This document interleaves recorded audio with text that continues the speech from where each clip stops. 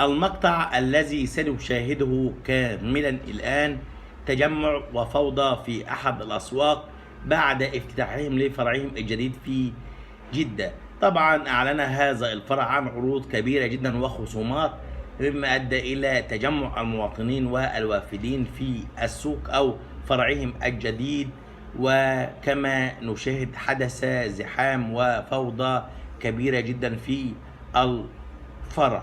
طبعا من المعروف أن هناك عروض كبيرة جدا، ولكن مثل هذه التجمعات لا تحدث إلا نادرا جدا.